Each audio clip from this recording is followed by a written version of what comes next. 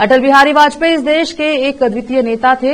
वह एक साहसी नेता थे जिन्होंने कई महत्वाकांक्षी आकांक्षाओं के साथ देश का नेतृत्व किया। भारतीय जनता पार्टी के जिला अध्यक्ष सोमनाथ पाटिल ने कहा कि वह एक व्यक्ति नहीं थे, वह एक ताकत थे। सोमवार को शहर के जिला प्रेस भवन में प्रेस वार्ता को संबोधित करते हुए उन्होंने कहा कि अटल बिहारी वाजपेयी का जन्म 1 दिसंबर 1925 को हुआ था। उनका जन्म 25 तारीख को ग्वालियर में हुआ था। चूंकि उनकी जन्म शताब्दी 25 तारीख को मनाई जाएगी, इसीलिए 14 फरवरी से 14 मार्च तक कई कार्यक्रम आयोजित किए जा रहे हैं। वाजपेयी पांचजन्य समाचार पत्र के संपादक थे, वे कवि थे, वह एक पत्रकार थे। उन्होंने स्वर्णिम 4 लेन सड़क निर्माण, पोखरण परमाणु परीक्षण और सर्व शिक्षा अभियान के माध्यम से सरकारी स्कूलों को नया रूप दिया। प्रधानमंत्री ने ग्राम सड़क योजना, किसानों के लिए किसान क्रेडिट कार्ड, कारगिल विजय और राज्य के माध्यम से गांव को राज्य बनाने का विजन रखा था। नदियों को जोड़ना अटल जी का सबसे बड़ा सपना था। प्रधानमंत्री मोदी उनके पद चिन्हों पर चलते हुए सुशासन प्रदान कर रहे हैं, इसीलिए उन्होंने सभी से अटल जी की जन्म शताब्दी कार्यक्रम में भाग लेने का आह्वान किया। इसी बीच संवाददाता सम्मेलन में नगर मंडल अध्यक्ष शशि होजरली, पार्टी जिला महासचिव पीरप्पा ओरडे, गुरुनाथ जयंतीकर, सोशल मीडिया प्रमुख वीरू दिग्वाल, मीडिया प्रतिनिधि श्रीनिवास चौधरी सहित कई अन्य लोग उपस्थित थे। कैमरामैन पपुराज का कवरेज। जन्म शतमानोत्सवದ ಅಂಗವಾಗಿ ಈ ಪತ್ರಿಕಾಗೋಷ್ಠಿಯನ್ನು ಉದ್ದೇಶಿಸಿ ನಡೆದಂತ ನಮ್ಮ ಜಿಲ್ಲೆಯ ಜಿಲ್ಲಾಧ್ಯಕ್ಷರು ನಾಯಕರಾಗಿರ್ತಕ್ಕಂಥ ಸೋಮನಾಥ್ ಪಾಟೀಲ್ ಅವರೇ, ಪ್ರಧಾನ ಕಾರ್ಯದರ್ಶಿಗಳಂತ ಪೀರಪ್ಪನವರೇ, ಜಾಂತಿಕರವರೇ, ವೀರು ಅವರೇ, ನಮ್ಮ ಮಂಡ್ಯ ನಗರದ ಅಧ್ಯಕ್ಷರಾಗಿರ್ತಕ್ಕಂಥ ಶಶಿ ಹೊಸಳ್ಳಿ ಅವರೇ, ಶ್ರೀನಿವಾಸ್ ಚೌಧರಿ ಅವರೇ, ಮಾಧ್ಯಮದ ಎಲ್ಲ ಮಿತ್ರರೇ, ಈಗಾಗಲೇ ಸವಿಸ್ತರವಾಗಿ ನಮ್ಮ ಜಿಲ್ಲಾಧ್ಯಕ್ಷರು ಹೇಳಿದ್ದಾರೆ.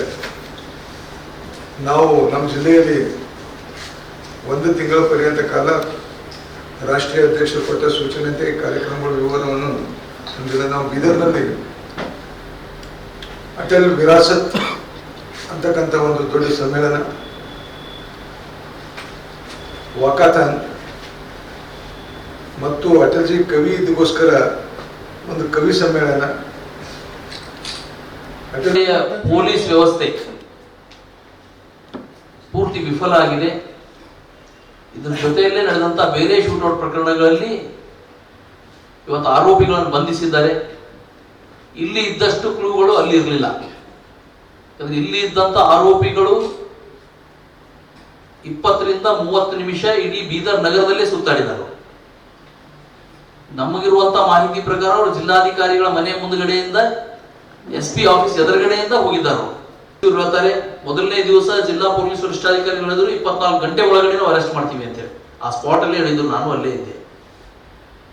ಸತತವಾಗಿ 2-3 ಸಲ ಆಯ್ತು. ಗೃಹ ಸಚಿವರು ಹೇಳ್ತಾ ಇದ್ದಾರೆ 24 ಗಂಟೆ, ಇನ್ನೂ 48 ಗಂಟೆ ನಮ್ಗೆಲ್ಲ ಕ್ಲೂ ಸಿಕ್ಕಿದೆ, ಅವ್ರ ಮಾಹಿತಿ ಸಿಕ್ಕಿದೆ, ಯಾವುದೋ ಗ್ಯಾಂಗ್ನವ್ರು ಇದ್ದಾರೆ, ಪ್ರತಿಯೊಂದು ಹೇಳ್ತಾ ಇದ್ದಾರೆ. ಆದ್ರೆ ಅವರು ಇಲ್ಲಿವರೆಗೆ ಹಿಡಿತಾ ಇಲ್ಲ.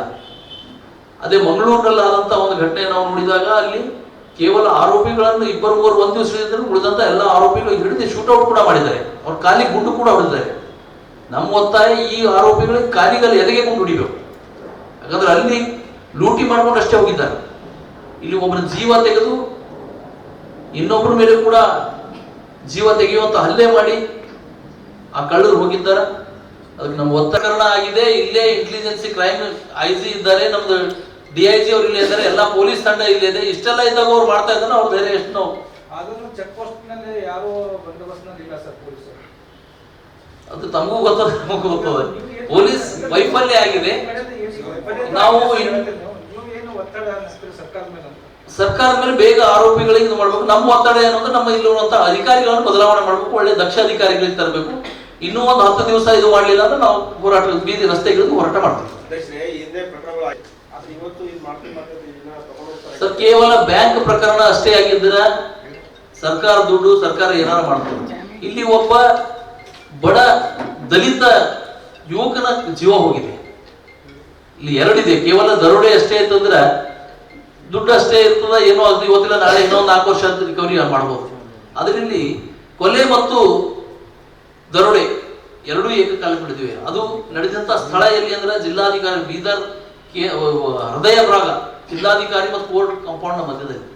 ಅದಕ್ಕೆ ಈ ವಿಷಯ ಬಹಳ ಸೀರಿಯಸ್ ಇದೆ. ಬೇರೆ ಪ್ರಕರಣಗಳಿಗೆ ಇದಕ್ಕೆ ಬಹಳ ವ್ಯತ್ಯಾಸ ಇದೆ. ಇದು ಹಗಲ ದರೋಡೆ ಇದೆ. ಅವರೆಲ್ಲ ರಾತ್ರಿ ಯಾವ ಬ್ಯಾಂಕ್ ಮಾಡ್ಯಾರಂದ್ರೆ ಕತ್ತಲಲ್ಲೆಲ್ಲೋ ಮಾಡಿದ ಬ್ಯಾಂಕ್ ಪ್ರಕರಣಗಳಿವೆ. ಅದ್ರ ಹಗಲ ದರೋಡೆ ಆಗಿ ಪೊಲೀಸ್ ಎದುರುಗಡೆ ಅಡ್ಡಾಡಿ ಎಲ್ಲ ಕಡೆ ಹೋಗಿದ್ದಾರೆ. ಆದರೂ ಅರೆಸ್ಟ್ ಮಾಡ್ತಾ ಇಲ್ಲ ಅಂದ್ರೆ ನಮ್ಗೆ ಬಹಳ ದುಃಖದ ಮಾತಲ್ಲ.